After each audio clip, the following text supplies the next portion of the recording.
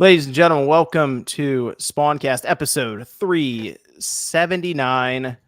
Got a lighter cast here tonight, but I think it's going to be good because we have some good topics here, good people hanging out. Let me go around here. Actually, let me start with Josie. Josie, hanging out with us tonight. Yeah, happy to be here.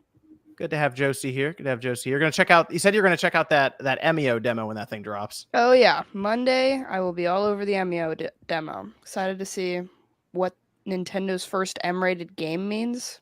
There's a lot. Okay. Apparently he's cussing. I'm excited to see how many F-bombs that guy's gonna drop. Oh my gosh, I can't wait. I know. People were looking at that ESRB rating, I was telling you, and they were like, "Oh my gosh, look at all this stuff!" And it's like basic M-rated, like like content. I think it'll be cool though. I mean, see how far Nintendo's gonna go with that M rating. What does that mean? Yeah, I mean, you're gonna do it first reaction and stuff on stream, play it first time and everything. Yeah, I think I will stream Monday. Okay. Yeah, go check that out. I think that'd be interesting. I'm not a big visual novel person, but I'll check out the demo too just to see what's going on. I'm at least curious just to find out. So I played Famicom Detective Club. That's the only other visual novel I've ever played. Oh, you played all the way through it? Both of them? The two? I didn't finish the second one, I believe. I thought they were cool though. I don't know. Oh, okay. So you already kind of know what you're getting into then. Okay. Yeah, I like the vibes. Okay. Oh, good stuff. Then we have OJ, Player Essence, hold up pre-show. Good to be here. Fun pre-show. Looking forward to talking about video games today and whatever else we have. I think how'd your pre-show go? Pre-show went good, man. Just random stuff. I actually already forgot what we talked about. It kind of just went by. It goes by really quickly. Like I'll start up like an hour and a half beforehand, and people will be asking questions, and people will be giving suggestions for topics or whatever, right? And then before you know it, it's already time for me to be here. So it just goes right by. Where is that lazy MVG? Louis says he's in all. I have a question though for you, John. Yeah. Mm-hmm. There was somebody on my stream that wanted me to ask you. Nothing really changes if you play a GameCube game on the Wii. Nothing really changes, right? No, it's just the same exact thing, right? Yeah, basically. Yeah. I mean, you can technically use like the component cables on the back of the Wii, so you get that component out, which is much easier than having to figure it out for the GameCube. Obviously, if you just have the Wii component cables, which are dirt cheap, or if you have the HDMI out, but yeah, basically, it's the same thing. So yeah, that's what I told him. That's why people use the Wii all the time for like GameCube stuff. Yeah, that's what I told him, but I just wanted to double check. But yeah, pretty much. Okay, cool. Yeah. So, I usually recommend to people if you're having a hard time getting a GameCube, just get a Wii. There's so many of them, but you have to make sure you get the one that's compatible. Obviously, yeah, you gotta get the one that's compatible because some of them aren't backwards compatible.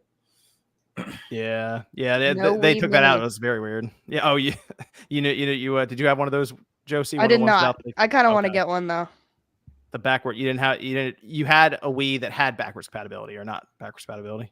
Yeah, we had the one that you could plug the GameCube controller. Oh, okay, yeah, there you go. So you had a GameCube this whole time, Josie. That's true. Actually, I do have the Wii here, so technically. Oh, well, you just need do you have a GameCube controller? I do not, but you just need that and a GameCube memory card, and you're good. That's it. You can just start playing them. And some games, which is probably the most expensive part. Yeah, you can get some cheap stuff. There's some cheap GameCube games. I'll be real. A lot of people, Josie, just mod their Wii now. I'll be real with you. A lot of people just do that. Like the market's out of control right now, and the Wii, you can even ask MVG, is like stupid easy to mod. And that also means you can get the games that got like translation patches and stuff that were like the Wii games and that sort of thing that kind of like half came over, half didn't. So Captain Rainbow, bam. There you go. There's a whole world of I've seen so many videos on that. Yeah, there you go, Captain. Yeah. I would watch a playthrough of Captain Rainbow by you, Josie. I did. I haven't watched a full playthrough, but I've seen a lot. I saw the guy who's like the knockoff Zelda, but not knockoff Zelda. It's like the brother game to Zelda. What's that? Murasami. That guy. Oh, Takamaru. Yeah, the Murasami's castle. Yeah. I think his name is. I forgot. Yeah. That game. That was built on like the Legend of Zelda engine. Mm-hmm. Yeah. Yeah, that guy is in that game, Captain Rainbow. Isn't he like out of shape or something like that? Yeah, I think so. He's like all screwed up. His name's Takamaru. Yeah, Takamaru. Yeah, so just you end up getting around to it. You can ask MEG, but it's pretty easy. Soft mod the Wii, and it just opens everything up. I mean, the Wii at this point is like the online's discontinued for it. There's a lot of people are just like, why wouldn't I soft mod it at this point?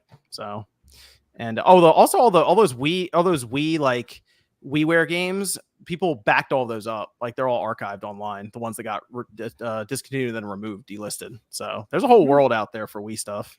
It's pretty cool. It is, yeah. It's good stuff. I see Ashoka said, I hope Switch 2 is 2 PS3 duct taped together and ends up selling 180 million consoles by its last year. I miss those conversations where people didn't really understand the specs on stuff, mostly because it was all unique hardware. And now it's all pretty straightforward by the number stuff where people can kind of guesstimate it. Those are the old days where everything was just weird. That was it right there. So we don't really get the duct tape conversation anymore. We need to bring it back. Yeah. I wouldn't mind them getting a little weird with stuff, and maybe they will. Maybe Sony and Microsoft will step away from AMD slightly and come with some weird configurations. But we'll see. Then Lemstar says, any reason why we haven't gotten a Pokemon Classic collection for Switch? It'd be easily sell over 10 million right now. Why the hesitation? Well, because they want people to buy Pokemon Scarlet and Violet. Well, that too. And the remakes. They want people to buy Pokemon Scarlet and Violet, and they want you to be on those games, playing those games, and engage in them. If you put out a collection of all the old games, a lot of the core fans are just not going to be on the most recent stuff. So that's if you ever want to know why they don't do that, that's almost always the reason why. It's an engagement thing. Like, they know they can sell it, that's fine, but they're selling hundreds of thousands of copies of Pokemon Scarlet and Violet, or millions of copies every year, and they want people to be on that. They also like to remake those classic games. So if you have that collection, you don't have too much of a reason to get the remakes. Yeah, Diamond and Pearl already got remade, so why would they put it in the collection? When and technically the first two with Let's Go, which is very different, but still. Exactly. Yeah, no, but yeah, it's essentially, you're right though, Josie. It's essentially a remake of the, red and blue or whatever, or yellow. So yeah, that's the reason why. I'd love them to do that though. Yeah, it'd be cool. All the old stuff. A collection, yeah. Especially if they played around the box art and made it look like the old ones, like the blue and red and gold, silver. That'd be cool. I would pick up one of those because they charge a stupid amount of money and we'd all still buy it anyway. So because it'd never come to NSO, so that's the only way to get it. For sure. Yeah. The whole NSO thing is kind of strange for them. Although they got to at least move Pokemon Pinball over, and then we're good. They probably will because Mystery Dungeon just got on there. Yeah, time to take that one off the shelf. I think it is. I think it's time. Let's see. I do have a bunch of topics, like I mentioned, written down here. We have the Black Myth Wukong situation. We got Switch 2 reports, which actually we have Switch 2 reports like every week, every other day now, it seems. And even Josie commented on it on Twitter. So we'll get to that. We'll bring all that up. John, why are you so horny for it, bro? Like, right? John was like... He was naked from the halfway down doing Newswave. Y'all didn't know. Y'all didn't realize that. Hey, I look the same in every thumbnail. It's some people seem very excited in their thumbnails about this stuff. He's just wearing a shirt. True. That's all. John's just wearing a shirt. You don't wear nothing else. We have Tango Gameworks. They got saved along with Hi-Fi Rush IP by a surprise. That was actually like the day after we recorded too. That all that madness broke out. And I did also want to bring up the situation that happened with Valve, Deadlock, and The Verge, because that's an interesting conundrum, I guess, for ethics in journalism and how much people owe the developer or publisher behind some of these games. So we'll get into all of that. I do also want to mention the Spawncast network over on patreon.com/Spawncast. Of course, we also have Game and Talk over there as well. Make sure you check them out. And a big shout out to all the supporters there for making this possible. And I will tell you, Nate and I will be back for Direct Xbox this week coming up. We were waiting for Gamescom now. That's this week, which I'll talk a little bit about some of the preview stuff there. And I think we're going to have there's going to be a pretty big Microsoft showing there. So I think we'll have a lot of stuff to reflect on it and go over. So we'll cover all of that then. Let me start though with Black Myth Wukong. Okay. So this game is out on the 20th. So we have that on Tuesday. I'm going to pick it up. And I did have a bit of an issue with it, though, and I think a lot of people do right now, is they're being they're being very cagey with the PS5 footage. So they did put out about 2 minutes. I mean, it was like maybe even a minute 30 of their curated PS5 footage, and it looked fine, but people are still thinking, okay, hold on a minute. It's a minute and a half. We don't really have much else about that. That's it. Everything they've shown so far has been on PC, and that's where the 54 critic reviews are coming from. The game itself is coming in at an 82, which, aside from that, I do want to mention the review scale seems to confuse a lot of people. this is weird. So when you see an 82 pop up, what like immediately jumps in your mind when you see a game? We'll say a new intellectual property pops up, because that's what this is, right? 82. What's pretty good? Good game. Okay. Very good game.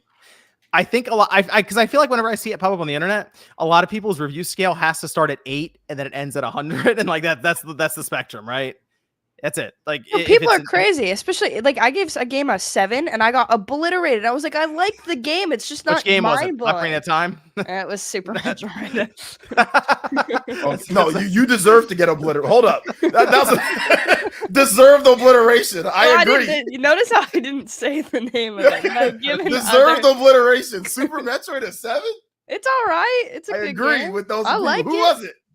I want to go give him a thumbs up. I like the comment. Hey, Joe, the one thing you know about Josie is she'll tell you how she feels about the game. I'm honest.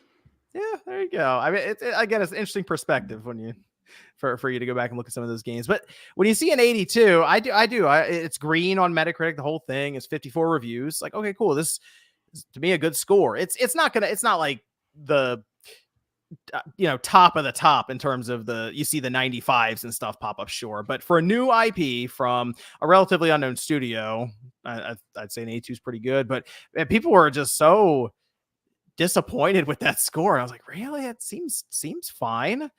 And as I'm looking through it, though, I realized, there's no PS5 score. So it turns out, after I was also talking to some people, they only sent out PC codes, and the PS5 codes, to my understanding, are going out Monday or Tuesday, that's the day of the game coming out, right? Or yes, it's coming out. It's going to come out Tuesday, but like people probably already have it preloaded if they maybe saw these reviews and they're like, okay, cool, it seems good to me. I'm going to take a chance on this, and it's out Monday at midnight or Tuesday at midnight, kind of thing. So I think that's kind of why they put that footage out at minute 30. But I feel Sean pointed this out in his video. This kind of feels a little cyberpunk like when we didn't have footage, or we had very, very curated footage. We didn't have reviews. It's always when you put it in the reviewer's hand, just a bunch of scattershot 50 some odd review codes, and then you start hearing about issues with the game, not necessarily when they present it to you in marketing material. So this one, I don't know. I mean, we're not sure until it comes out, but I will admit I'm a little unsure about this PS5 version. Should we get? There's only 2 versions, PC and PS5. Should we expect these studios to put out review codes no matter what to everyone, like for a nice mixed bag, or just none at all? I feel like the only time I've heard of them not is when they're usually hiding something, or like, not super confident in whatever version. Right? Yeah, Mm-hmm. No, you're right. That's usually what happens. Is like they don't necessarily want to show it because there might be an issue, or I've also heard that could be because there's just updates or issues they're having in the background to get stuff done on time with the codes to distribute them. Because for codes to get them, you do still have to go through, like, make sure they're redeemable through the store. You have to order so many, apparently, and that's a whole thing at times. Whereas PC is a lot easier. Like, there's rarely any checks for certain quality standards, we'll say, for Steam. And that's apparently a whole thing.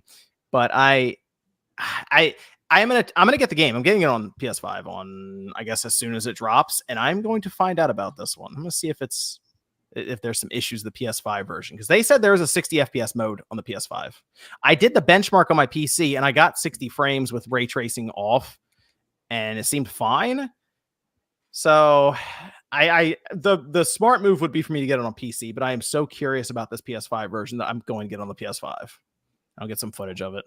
Anyway, is anyone else interested in Black Myth Wukong? Because I was reading through it, and it is not necessarily the Souls-like game that people were pitching for a while. Yeah, I'm going to check it out for sure. And yeah, I put up there was I forgot who it was, but there was a journalist or there was somebody that I quoted and put it on there, and people seem to get a little like, no, everything's okay. It's like, listen, it's okay to question, the reviews of the game or the game if they're not putting out anything. Sony advertised this, Sony was like kind of is pushing it, and then you don't have any reviews of it. It's a new IP with developers that only made mobile games beforehand. There's nothing wrong with just saying, hey, I would like to see like reviews for the PS5 version beforehand, So that was my only thing. It was just like, hey, look, it could be nothing. the game could come out on PS5 and be awesome, but you would definitely want to see the reviews for the PS5 version beforehand, not PC. Not everybody has a PC, right? Like PS5, it's going to be different. We've seen it before. So that was it. Like I said, it could be nothing, but there's nothing wrong with at least just saying, hey, let's see the PS5 version, you know? I mean, these games are $70. So. That's it. And people seem to get upset for even just asking about, hey, well, maybe there's something there, because we don't usually see that. Like most of the time, like when you see a game like this, you'll see the PS5 version get plenty of reviews, you know? So usually that's the console that gets set the most review codes out is PS5s. They just assume a lot of people, or that's how many get requested is for the PS5, you know? Exactly. You know, usually PS5 there's never really a problem too much. People try to bring up like, oh, well, there's games where it runs, you know, terrible on PC, but, you know, great on PS5. And it's like, yeah, that's so rare. Most of the time, PC, if you've got a PC that's good, it's going to run okay. It's going to run better on there than PS5. Most games. But when it comes down to it, like, yeah, I was expecting PS5, you know, like I thought that would probably be their market too, would be a lot of people buying the game on PS5. There's no Xbox version until later. So, no, apparently there was some stuff. I assume trying to get it on. People just assume it's the Series S. They're trying to get it working on there. But then we hear some other stories about other indie developer. There's another indie developer that had an issue just trying to get the certification process to be set up for their account. So who really knows there? But I mean that either way, it's the PlayStation. That's what you're going to get it for if you want it on console. And the game itself is. Originally, they showed it off and people thought it was like a Souls-like game. Apparently, this is it's described more like an action RPG boss rush, kind of. Like there's smaller sections between the bosses, but you're pretty much boss to boss to boss very quickly. And some of the boss fights are like intense. Like you're talking at one point, like someone was talking about one of the glitches or bugs they had where they fell through the level and died. It's gonna really do much about that, and it happened multiple times. The boss fight was like an hour long or something. It was its own level on its own. So like the bosses are kind of presented as their own little levels that you play through basically. And it sounded kind of cool. So it's all based around Journey to the West, which is interesting. So I'm on board with it. It seems interesting and different and imaginative, but I just want my PS5 not to explode when I play it. So we'll see once it, like I said, I'm going to pick it up, you know. Apparently, there's going to be a physical version later too. So if you're looking for that, there'll be one. But yeah, like I said, we'll see what happens. I'm looking forward to the game though. It looks cool. Gameplay looks fun. Like, yeah, it's more not necessarily Souls action RPG, you know, action RPG game. So we'll see what happens with it, man. I like games like that. Like it reminds me a little bit of like Stellar Blade at times, and so I'm looking forward to playing it. Yep. So good news there. I think a lot of people were put off by the idea of being a Souls-like. So this. Yeah, I would. I'll be honest. If it was more like that, I probably would be like, I'm good. You know, like I probably wouldn't have played it. But the fact that it's not makes me more like, okay, I'll check it out though. Okay. Good stuff. Oh yeah, we did all. I should point this out. Because I know OJ is a fan of BioWare. I might as well put Dragon Age: The Veilguard launches October 31st, and everyone seems kind of split on this game. No one really seems to think too much about it right now. Yeah, they showed more footage of it. The fact that it's coming out Halloween, that's an interesting choice for them, I guess. I don't know, I guess, but. The game looks very different as opposed to I think what people expect Dragon Age to look like. But I will say this latest trailer, I didn't hate it as much. So they're doing something all right over there with that. I don't know. People are making fun of the box art too. Yeah, they said it looks like a mobile box art, even though like I like Dragon Age Inquisition. I'm not like fully invested or like into the Dragon Age lore. I really like the first one way back in the day. That's the one I really liked. And since then, I kind of fell out of it a bit. But Dragon Age Inquisition pulling back in. This, I will admit, though, from what I've seen, I've just not been that interested. I really haven't. Like, I tried with it, but it looked more action Fortnite-like, which... Josie, Fortnite. You might like this then. That's Josie's like, did someone say Fortnite? New season kind of slaps. There it is. The Dragon Age crossover coming. There you go. This, I feel like this game's gonna show up, and there's gonna be so much around it because it's October 31st. It's like right at the end of that initial wave of games for the holiday with October, and then right before a bunch of games in November. I almost feel like this is one that I'm gonna kind of look at and be like, I don't know if I have time for this, and then pick it back up sometime in like January or February or something. This is a Black Friday. Is it? Wait, this is a Wario upside down Wario 64, the classic. This is a Wario 64 for me. I ain't playing it unless it's like, I'm not playing it unless it's like $20. Like, it's just not. I mean, it looked cool. It looks good, but there's so much stuff coming out. You said it comes out October. What was it? Halloween? October 31st. Yeah, that's Halloween. That's too close to Metaphor Refantasia. So this oh, that's right. That is right. See, that's what I mean. I noticed this like holiday time period, October, November specifically, really starting to fill up with games right now. Oh yeah. That's too close to Metaphor, and that game's gonna be a banger. So content creators got some hands-on time with that. So from what I understand, it's pretty lit. So I'm looking forward to that. And that, I guess it's October 11th for Metaphor. So it's not like right next to it, but pretty close to Mario Party. Yeah. That's close to Mario Party. What's Mario Party? Mario Party is October 7th, I thought. It's October as well, yeah, I think. Yeah, it's October something. Mario Party's kind of like casual though, right? You can just play that whenever. Gamescom is this week, Mario so Party we're about to get a lot of release dates as well this week for probably the October, November again. So we're gonna all of a sudden go from like earlier, like just a few months ago, like, is there anything really coming up to like a whole block of games coming out every other day, just about in like that span of 30 days. So it's gonna be pretty packed there. All right, Josie, let's move on to what you clearly wanted to talk about. That is the Switch 2. You made a tweet about this. Whoa! Okay, Josie, I'm just going to ask you what made you go? You know what? I have to type these letters into my phone. I just thought it was funny. No, you saw something though online that was it. That was like the last straw. You're like, okay. I went on YouTube and my whole feed was Switch 2, and I was like, "Good Lord, you guys! Like, nothing's happening," And then I went on Twitter and it was all Switch 2 speculation, and I was like, "Okay." Maybe I have this funny little tweet in my head, and then I just didn't think about the wording and the ramifications of the wording until I tweeted it, and then it was too late. So it was funny. No, that's good, Josie. I was just trying to joke around. Some guy took it real serious, and he like tagged a bunch of creators. He was like, he's talking about you, like with all these creators, and I was like, shit, man, like that's not what I was doing. Talking about all of us. It was funny. It was funny. I was just joking. Yeah.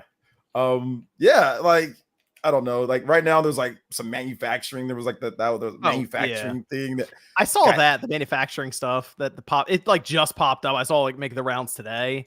Yeah. And even before that though, I had to double check this. I was like, what? This is news. It was from a Tokyo security analyst, Hideki Yasuda.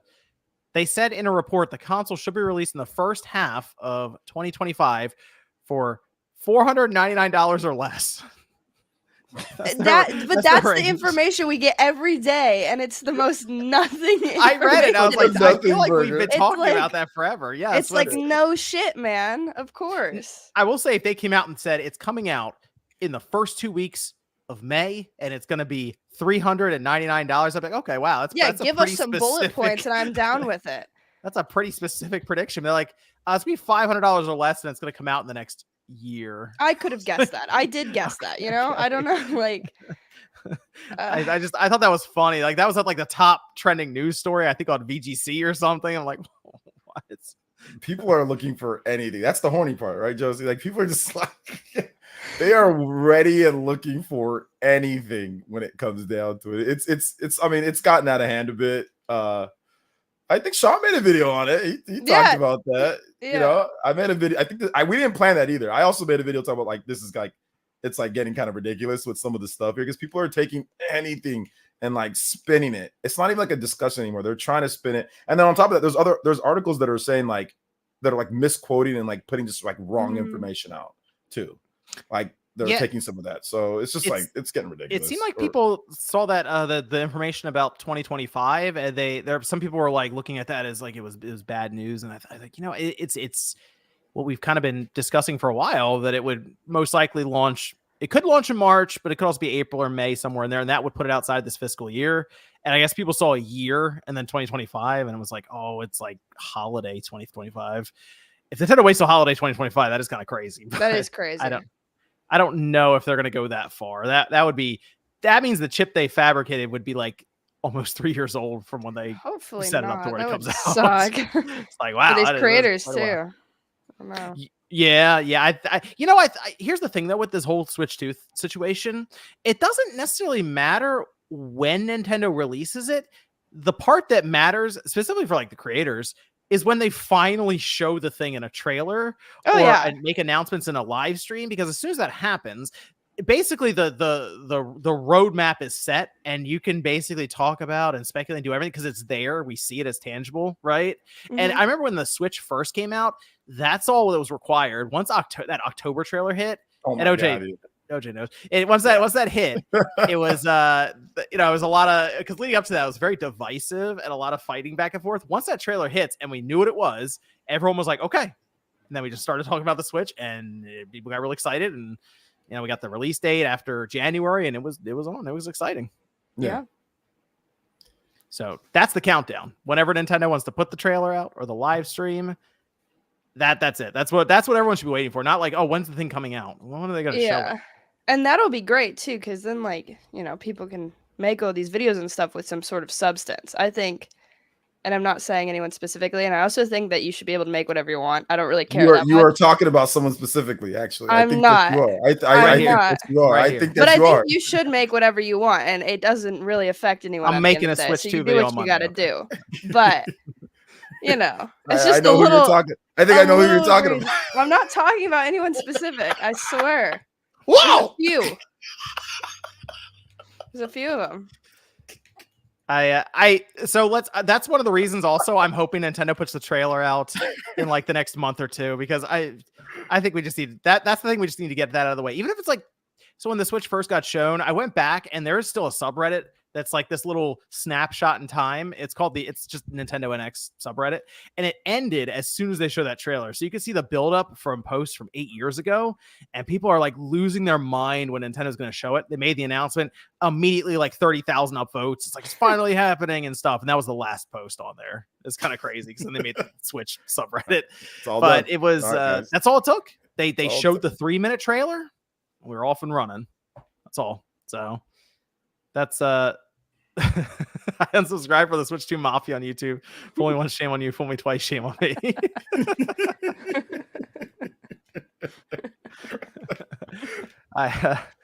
That's what I'm looking towards is that announcement. It'll probably be like a 3-minute trailer, and I still think it's this year. Maybe like October. I don't know. It's hard to tell. They're just gonna do it when they want, and it's gonna. It got a hit with the September announcement and trailer, and then the March release, or I guess now hypothetically April. I don't know if it's gonna be September because Zelda is out that month. Maybe they wait after that, but we'll see. I mean, it could be. I mean, it could be wrong. Who knows? The thing is, if the thing is backwards compatible, as we all assume it is, right at this point, it won't affect their software sales if they announce it. And that's probably what they care about at this point, is how many games can we sell? If they're like, hey, this Zelda game you're going to buy is still going to work on that system. So, okay, cool. Whatever. I'll just still buy that then this holiday. Cool. Maybe their Switch hardware sales would probably take a bit of a hit, we'd assume. But software, where they're going to make a lot of their money, would not. So as long as backwards compatible, and I feel like that's something they would show in that trailer immediately. Here's the Switch cartridge going in. And then here's coming out. Here's the new Switch card. That kind of thing. Just show it happening, and like it's okay. We get it. So. Or even show people playing, I guess, on the next one, and then you can still do like local play. Oh, that'd be cool. Yeah, you can still play back and forth. Okay. Yeah. Okay. You just don't want it to be confusing, right? Like you don't want there to potentially be any confusion between it. Some people think it's like an upgrade, like I don't know, an attachment or something. They gotta switch the. Hopefully the color is different or something. I gotta change. Oh yeah, the color scheme's gotta be. It's gotta be like a different main color scheme. Yeah. What's your prediction for the main? Like the Super Nintendo? I guess it depends on what region you live in, but we're just gonna go off of like US. Like Super Nintendo's like light gray, I guess, right, with purple accents. N64 is like I don't know, it's like grayish black. I don't know. It's kind of like dark black, gray. GameCube obviously purple. That was like the main theme. Then The Wii white, was like just that glossy white. Yeah. glossy white, yeah. So then Wii And U then the is Wii U, like, you consider the Wii U black or the glossy white? Which one? Glossy black, glossy white? I don't know, just like both, just like plain. Yeah. I feel like I always forget that 8 GB Wii U exists. I always think of the 32 gig one. Yeah, I just think the black time. 32 GB one, so what would you make it feels like they always go with like very neutral, well, except for the GameCube, very neutral colors. I said, man, do like Famicom, man. Like bring back the Famicom, and then with the colored buttons, bring back like the reddish, like I don't know, is it like what type of red is that they use for like Famicom? Like they probably call it like Mario red or something. It's like they're probably using that as like the color. Well, I mean, like one. That big ass box of crayons that you used to get back in the day that had like 64, it's like jumbo. It's like there's some type of color is it magenta? I don't know. Do you have crayons? Are you getting? Oh, I thought you were getting crayons or something just now. No, I was moving something. Crayons. So it's like, oh, speaking of crayons, I got it with my copy of Fortnite. Hold on, let me show you. No. Yeah, because you're right. They did have Blake mentions they did have like neon. People look at the Switch and they think of like almost the neon Joy-Cons as well, right, next to the gray Joy-Cons. Oh, that's a good question, because I don't know if they still keep it like you try to somewhat more upscale, because it's gonna be a $400 system most likely. Like I'd be shocked if they got it below that. Just inflation, everything else around it, and the fact that the OLED's $350. The OLED does kind of look like, if you just look at it without the Joy-Cons, it does look like a more premium Switch, right? Because the front is larger, it has the bigger kickstand on the back. I don't know. Maybe they go with I don't know what kind of Joy-Con colors you want to go with. They could almost go like one color. Like if they want one full color like that's bright, that would be different enough from the Switch. Right? So it looks more like like I guess you could. Red thing or something, because the Switch was red. Like, interesting. Okay. I mean, because the Switch is just neon blue, neon red, and the gray. And the gray is not very exciting. So if you give us an exciting color, but it's just that one color, so it gives that premium feel, maybe. Okay. Like the red, like the Nintendo red. Yeah. Okay. It could be like a red and black type vibe. Yeah, I'm most curious what the Joy-Cons themselves look like. They look a little different, maybe even. So I don't know. We had like light, like the Vita. The Vita had some beaten pixels. The Spice Orange, that's a good one. So they could dip pretty far into the past and get some different color schemes they had then as well. The GameCube had like a number of different colors. So they should go back to the DS Pink. That was a good one. Translucent, like that smoked gray. Like really, it's very barely trans. Or kind of like the Pro Controller. Like that has like a kind of a little. That's true. Color. Yeah, something like that. That would be cool. Platinum. Yeah, bring back Platinum medallion. Just run through all the GameCube colors. Honestly. Yeah. So the one you were talking about, OJ, though, with the manufacturing, mentioned in terms of just creating consoles, some of the different manufacturers. I think one in particular was named here, and they mentioned that their upcoming quarter is going to be significantly improved based on just game consoles in general. And while the new Switch obviously is one that's being referred to here, people believe, there's also the possibility that we'd see that it could be the PS5 Pro. So that is very possible that they're talking about Sony system, maybe even something from Microsoft and not just Nintendo. So it's kind of hard to tell exactly what they're referencing, but go figure. Holiday season coming up. We're expecting multiple consoles to release in the next 8 to 9 months. They're going to do better. Yeah. Chip manufacturers. So not shocking, but brushed metal. What would that be? What would that be like? Jeez. Wood grain. Hey, okay. Back to Atari. Let's see. This is from JT. He says, John, when are you going to start jiu-jitsu? Probably never. Probably not. B2 says, finally catching the cast live on my way to go fishing early morning. Wow. Okay. Early morning fishing. Good stuff. Ogante Go says, hello, everyone. Hope you're all doing good today. We are. Minato Mario says, I have feeling both Stellar Blade and Black Myth Wukong might get 0 nomination at the Game Awards. To each their own controversy, but that's just me. I don't think so. I mean, it's neither made by Konami, so they both have a chance. It's made by Konami. It's going to be a problem. Jeff will throw that envelope and make it up on the spot if he has to. DVD Night says, appreciate Josie's honesty. It's refreshing. Thanks. Casualties of Gaming says, can we stop calling every hard RPG a Souls-like? Also, new Dragon Age has slowly been looking interesting. Like I said, the trailer most recently looked better than the gameplay they showed.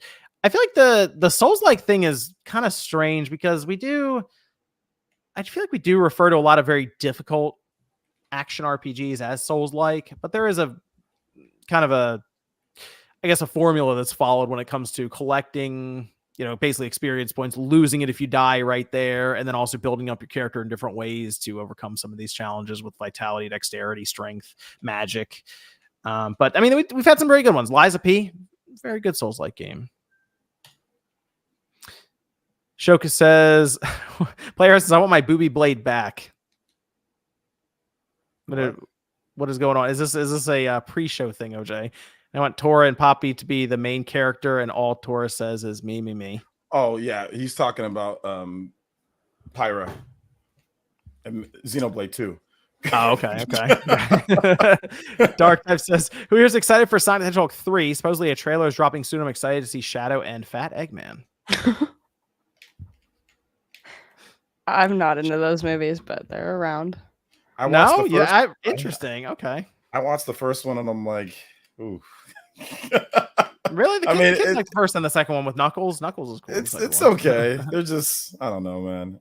Maybe it's just not for me. But yeah, I'll watch the movie. I watched the first and second one. So, did you guys see that Deadpool and Wolverine is now the highest grossing R-rated movie of like all time? I did see that. Right. Yeah, I did see. I haven't seen the movie yet, but I did see that. It's kind of good. It's kind of weird, but it's kind of good. Made over $1 billion. That's funny. That's kind of ridiculous. It's like such a not great movie from like a film perspective, but like as a comic book person, it's really cool. All the cameos, really I'll stop there, but like all the cameos and stuff. Yeah, so everyone's like freaking out as to half the stuff just showing up on screen. Yeah, that stuff is cool. Steven says, I feel like the Switch 1 will be a controller option for the Switch 2, and the 2 have a detachable screen that can be docked. Detachable screen that can be docked. Like away from the main system? Like not just like the dock we have now. Like you can take the screen off of your first Switch. See, this would be my only concern is that Nintendo gets too complicated with it, and it's hard to the original, like the Switch now, the beauty of it was a very simple thing to convey to people what it did.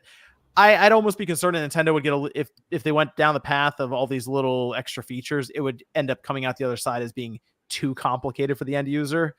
I mean, it's the point now where like young kids know how to, take the Switch and drop it into the dock and then remove it without breaking it. That's a big deal.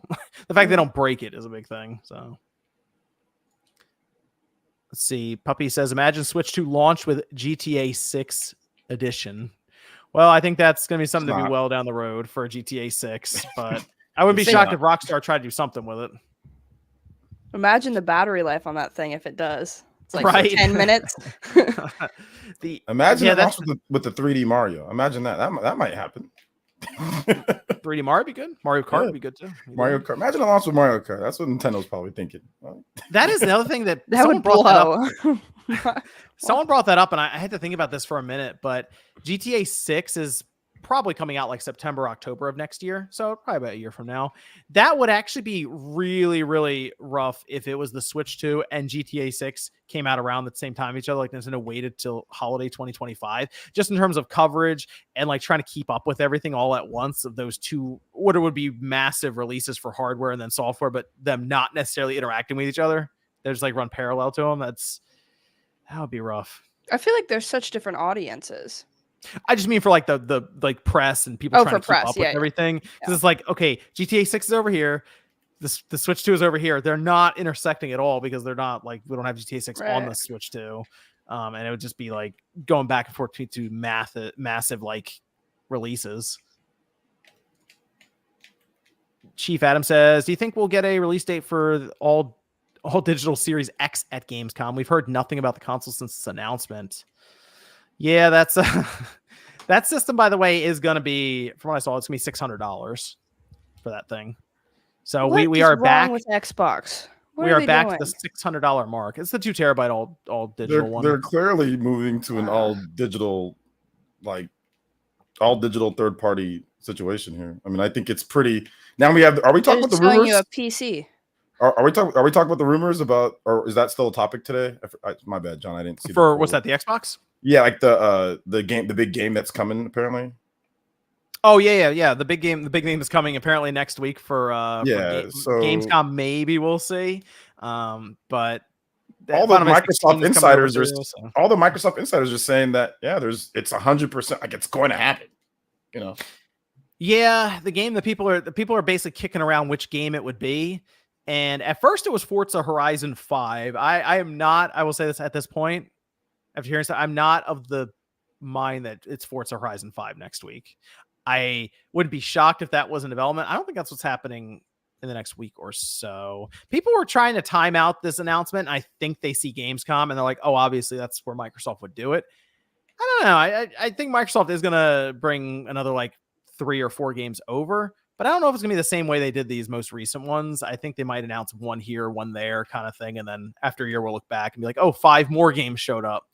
But if I had to take a guess for Gamescom, I think it's going to be an announcement that people are going to be like, oh, okay, I guess. Like Flight Simulator. Apparently it's a big game. Apparently. Yeah. Oh, I think people also look at it as big game, quote unquote, as like, if I told you that now and we're going into next week and they have done no announcements for games yet, like wipe the slate clean, I'm like, a big game is coming next week. What would you imagine? Indie. Okay. I would imagine apparently a big Microsoft like first party game. That's how far down the list would Sea of Thieves be on there if they have done nothing yet? And I said big game next week. Sea of Thieves would be on the list, all right? Yeah, I feel like it'd be like further down, but that is like considered a big game. Like, it has like some crazy number of players all the time. It would be like number like 5 maybe on the list. There you go. See, okay. So like I'm thinking like a flight simulator or something like that. If I that wouldn't be much. I mean, it'd be something, but like. Yeah, I thought about Age of Empires even. It's like, I don't know that, but I feel like it's not Forza. I don't think it's indie. I don't think it's gonna be something that people are gonna like lose their mind over really. But people brought up Starfield. No, I don't think that would be fun. That'd be crazy because I feel like it's not Starfield. Bring it to PS5. That was another one that got brought up with Starfield because Shattered Space is going to be shown at this event, and people are like, "Oh, maybe they'll show the DLC and then also announce like complete edition for the PS5 people can buy." What if it comes to the PS5 and like everybody suddenly just absolutely loves it? What does that mean? Xbox tax? Just bringing it up. Hey, I'm already record. I like Starfield. I'm on the record already. I'm on the record as saying I don't like it. So watch out for my change of opinion. I had to quit that game like 40 minutes in. I'm like, bro, I'm out. And then I went back to it and played it for like another like 2 or 3 hours just to make sure, I wanted to like invest the time or not. And after playing it like another 2-3 hours, I was just like, it's just not for me. I think it's good, but like the no city maps, I know they got that situated now, right? They got land. They have vehicles coming in. Yeah, too, no vehicles, pretty cool. No city maps. Like there was just like a bunch of stuff that they just didn't have when I was playing it. I think if I gave it a shot now, I might like it a bit more, to be honest. So. Let him get the updates and stuff out because apparently Shattered Space, the DLC is going to be very focused. It's going to be on one planet specifically they've built out here. And like everything's going to take place there from what I've seen.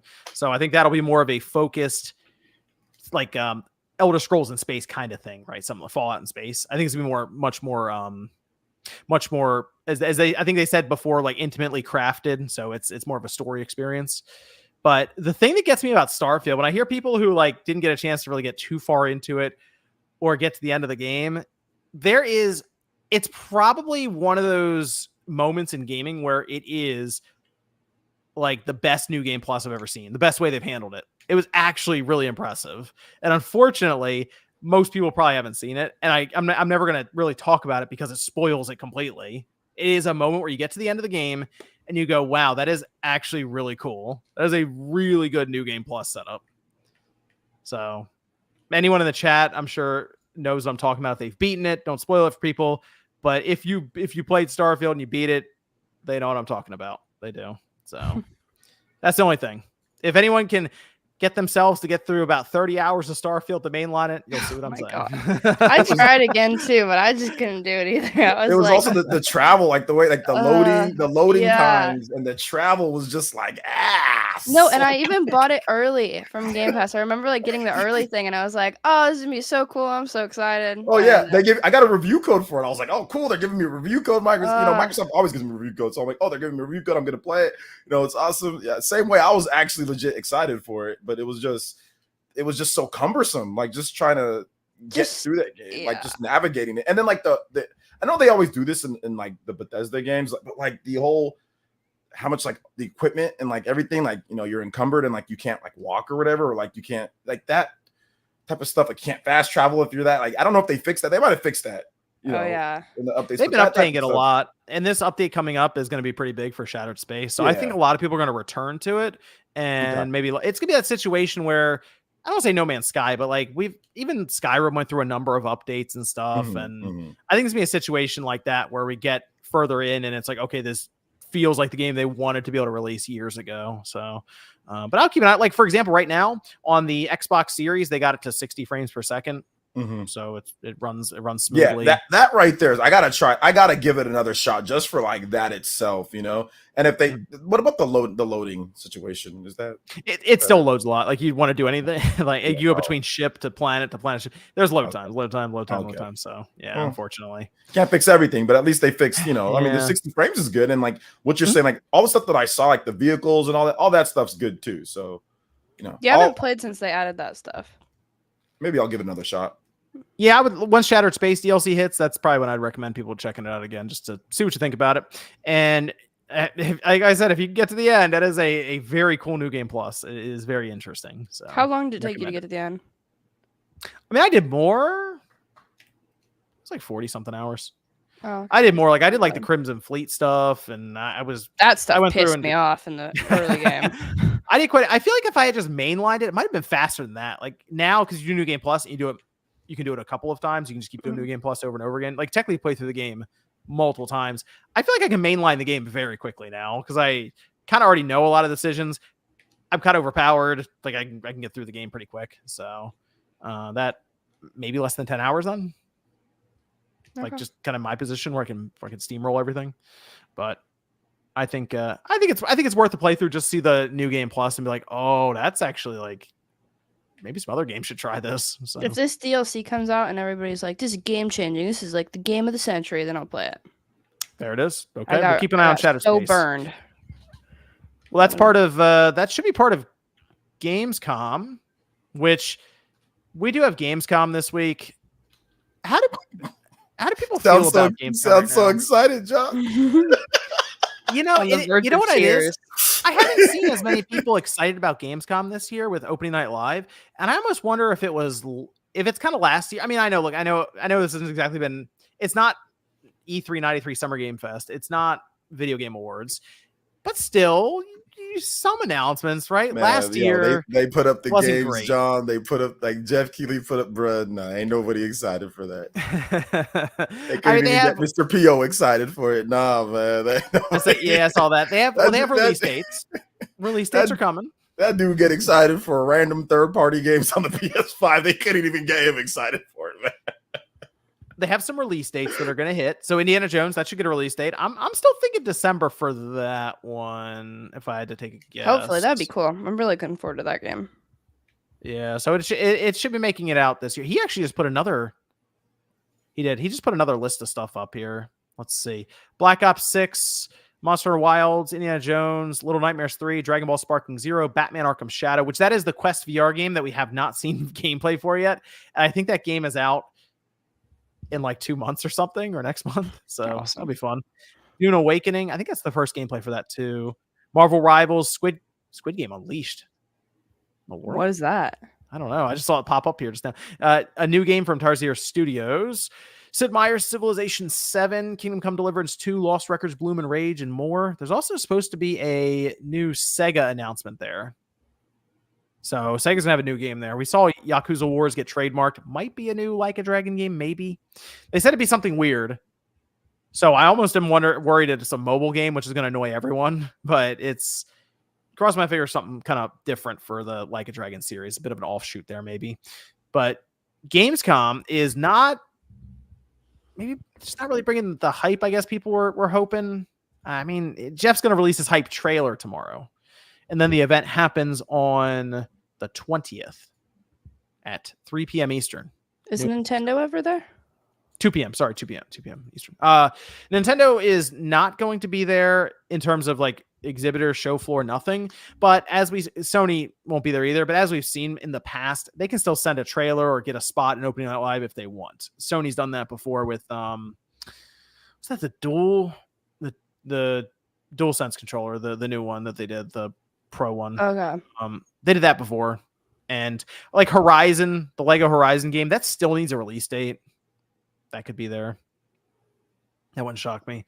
I know Ubisoft's also going to be in attendance, but they're just going to show off stuff we probably already know. And Silksong will not be there. So I feel like we just had so many Keeley shows. Well, here's the thing. He kind of has the monopoly now on the industry, if you think about it. I mean, he has the 3 pillars right now, right? He has Video Game Awards, Summer Game Fest, and Opening Night Live. Got them all.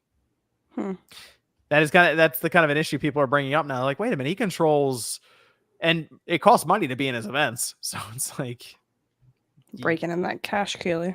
Kind of go through him to get in front of people. I don't know about that one. Maybe it's just from last year. Last year it was just games we already knew about, and that was it. Really, they just did updates for stuff. He says there will be new game announcements here, though. There's going to be new stuff. From like third parties and stuff, is what, right? Yeah, most like just like third parties should be there. So I'm hopeful that they have something good to show. It's gonna be probably a 2-hour show, and there's also a pre-stream, so it'll probably be about 2.5 hours of whatever this is. I'll get the Spark Notes. I don't think I'm that interested in this. OJ's gonna stream the whole thing. Really? No. You stream this don't you stream it every year? I don't think I streamed last year. Oh, really? You know what? I might have. Hold up. Don't hold me on that. I might have. John, hold up. I might stream it. Never mind. I'm not sure. I think it's 11 a.m. your time. Oh, okay. When is it again? Sorry. It's the 20th, so I think it's 11 a.m. your time. The 20th. Okay, so that's Monday. Tuesday. Oh. Tuesday. Yep. They're gonna have. Yeah. Okay. I'll stream it. Never mind. Yeah, I'll probably stream it. Yeah. Thanks for letting me know that I have to stream it. I don't think I was gonna. If you didn't say anything, I was like, shit, I ain't gonna stream it. I got you covered. Yeah. I'll stream it. My bad. Yeah, you guys want to hang out, watch? Yeah, you know, I do like to stream these type of shows because we always make hella jokes. It's always super fun. We get people that don't usually come to the channel, and it's really fun because nobody's actually looking. People are sometimes they're drunk when they're watching, and people are just having fun. It's a good time. Yeah, because nobody really goes into these Keeley shows thinking like, oh yeah, we're gonna sit down and actually have like a good video game show. They go there like, hey, if I drink, it'll make jokes with people. It's way funnier and like a way better show. So that's how we turn it into fun. I'm not gonna be drinking, but you know. Well, people are gonna see Monster Hunter Wilds will have its first gameplay debut there, so you will see gameplay of that. They've already shown gameplay. They've been showing gameplay on Twitter. Well, I think this is going to be the first time they do that thing where they sit down and like commentate over it and explain things to you. I think it's the idea because they actually market it as this is the first real gameplay that they're showing for it. And Microsoft's going to be there in force. Microsoft's going to stream for 4 days, I think. So there's going to be streaming for hours and hours on end, all kinds of different games, just showing stuff off.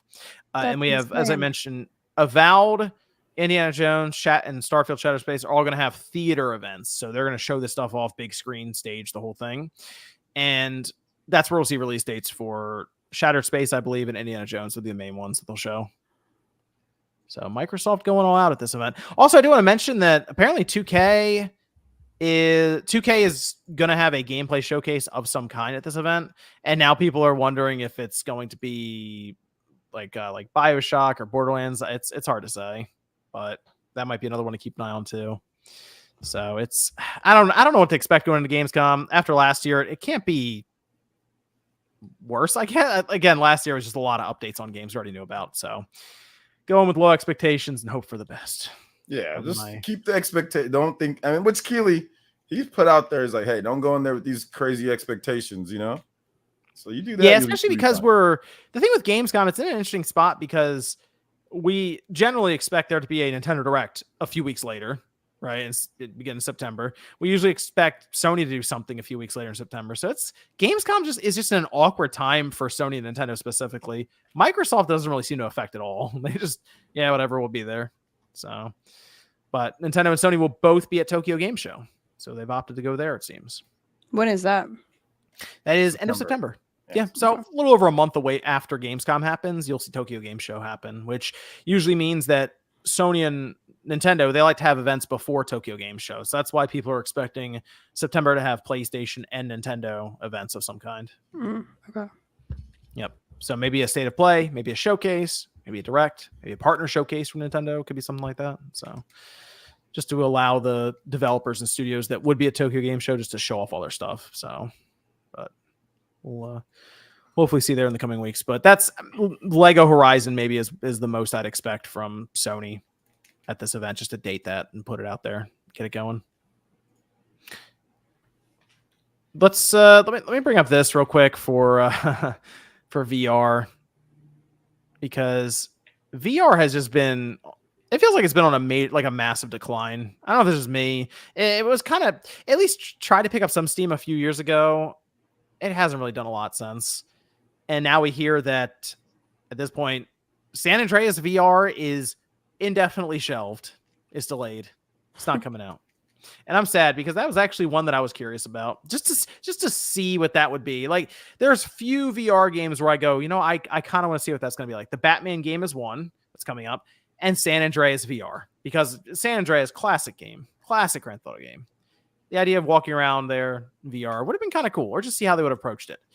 They have indefinitely shelved it, and it seems like they're just focusing on other projects right now within like MetaQuest Labs.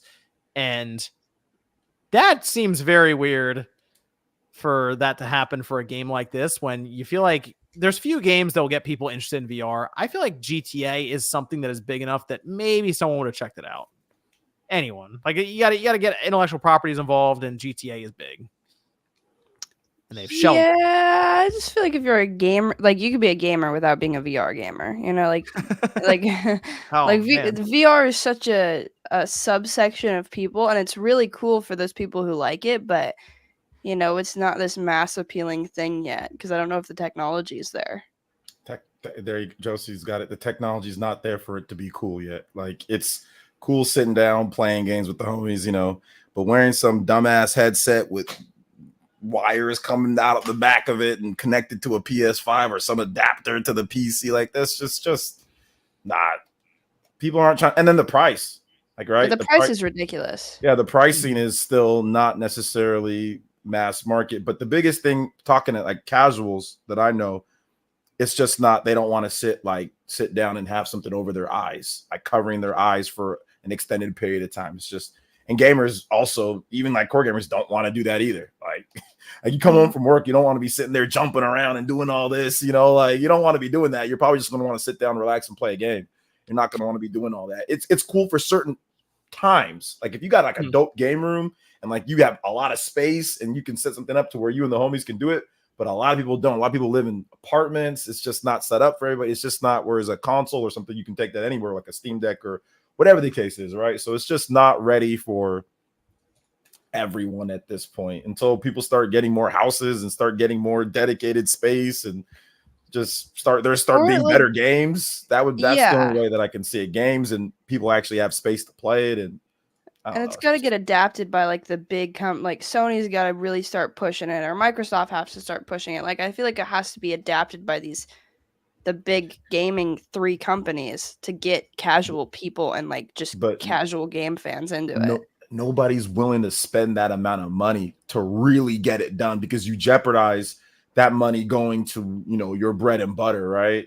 It's like nobody's really going to sit there and say, okay, I'm going to invest the house into VR with games. Because like, what if it fails? Like, you're going to invest the house into like a device that might sell how many million? Are you really going to jeopardize that resource? Because there's only a finite amount of time and money that you have for the games, right?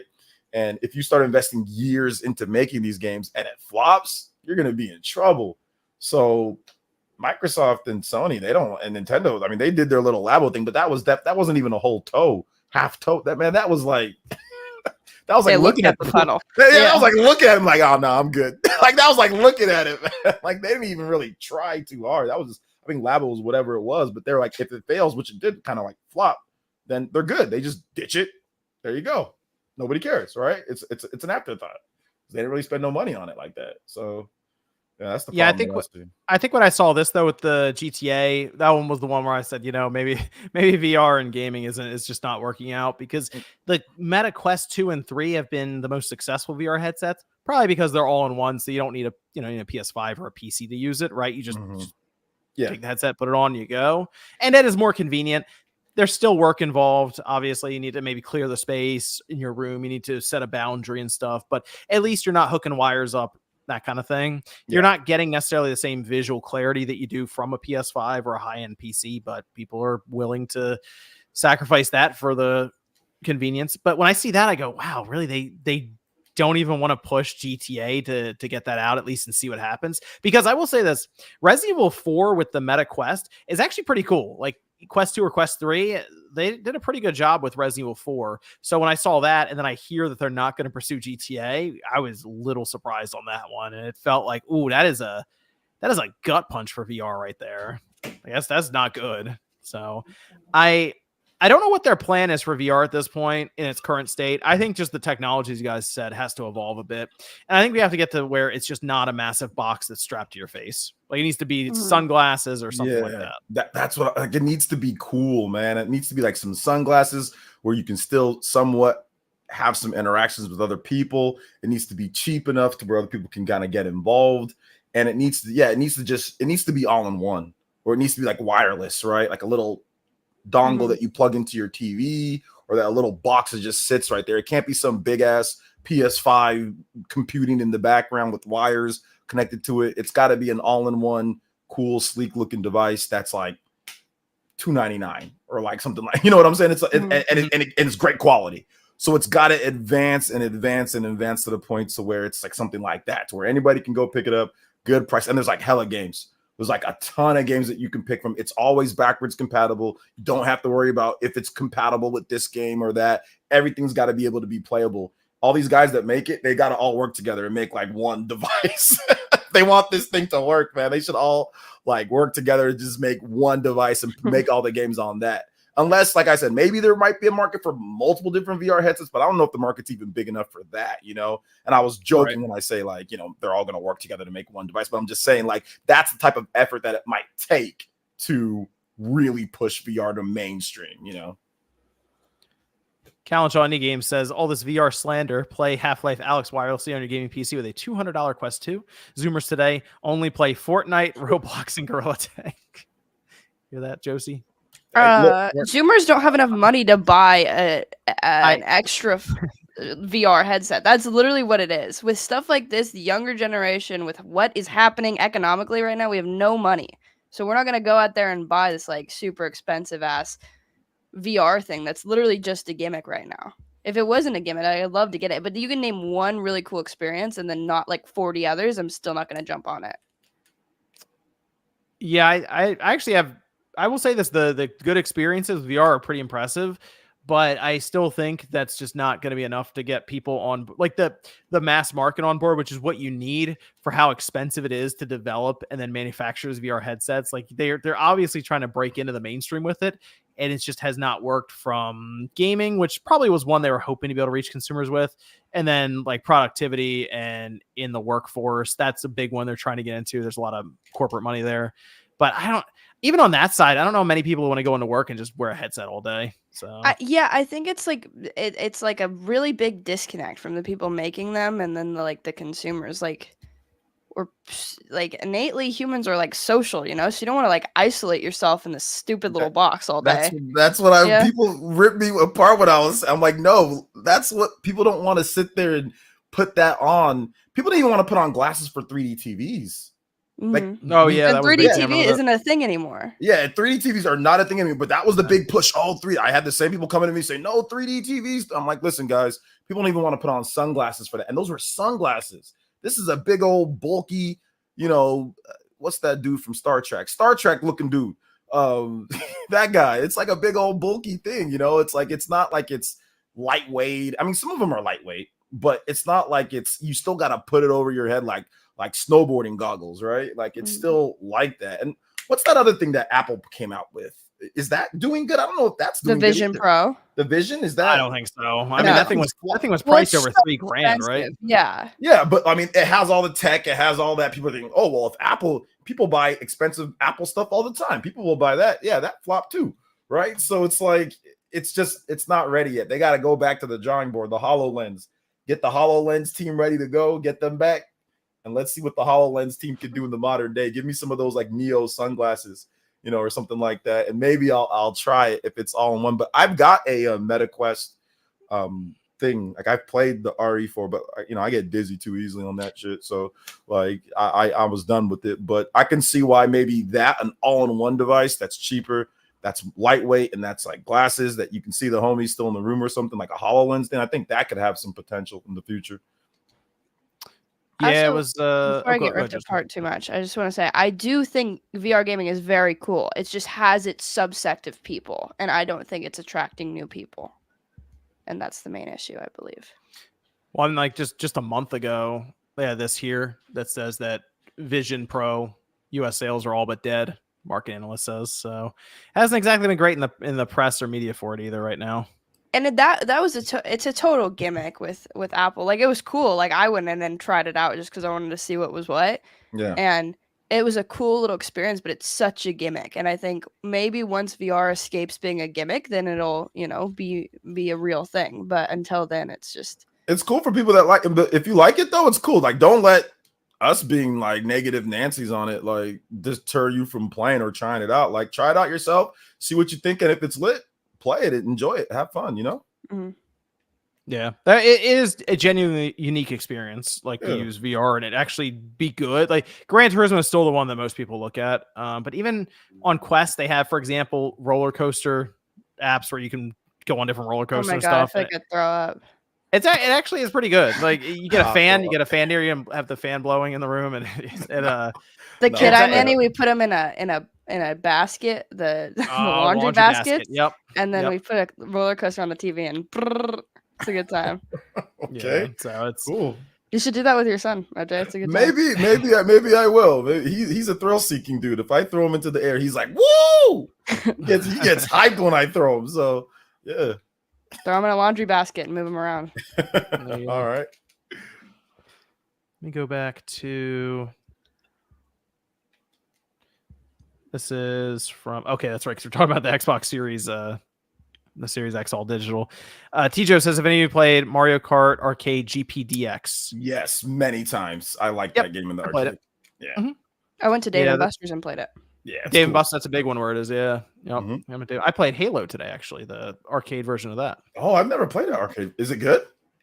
It's all right. I mean, it's one of those typical like shooters where you guys sit in like a, I don't know what, a car, a spaceship, like the whatever. Cockpit thing. Yeah, you sit there. You have two guns that actually move though, and they make like noises like physically and stuff. So it has pretty good immersion. But what's cool is they have it so that you can take your phone and scan it, and it'll track your progress through your Xbox app. So it'll actually sign in with your Xbox Live kind of account and stuff. Oh wow, that seems cool. It's a shooter mostly, so you basically line up. It's like time crisis, and you're just blasting away at them. And you throw grenades and like a light gun shooter. Exactly, yeah. So it's fun for what it is. I mean, it's an arcade where you're going to spend a couple minutes in there, and it's fun. It's fun. Yeah. Harry says, I bet if they released a Need for Speed collection with Underground 1 and 2 and Most Wanted, it would sell on the new consoles. I believe it would sell, but I also believe it'd be very difficult for them to go back and get all the licenses for those cars again. That's unfortunate thing when it comes to these car games. Usually they have to remake them, and then they renew the licenses that way. I would love to see that, though. Underground 2, 1 is kind of underrated, but 2 is obviously the one people look at. 2's awesome. Yeah, 2 is very good. Mr. Chica says, I miss RGT. Check out Game and Talk live this Wednesday. Oh gosh, it was an episode, Mr. Chica. You should go check that out. See how much Sean likes Hyrule. Damara says, is Black Myth Wukong being bashed on purpose? It's being bashed on purpose. Bashed by what? What's not sure. Maybe the performance, the reviews. A lot of the reviews I saw are pretty good. Yeah, the reviews are good. It's 8. It's 8 out of 10. That's a good score. It's like Stellar Blade. It's right there with Stellar Blade.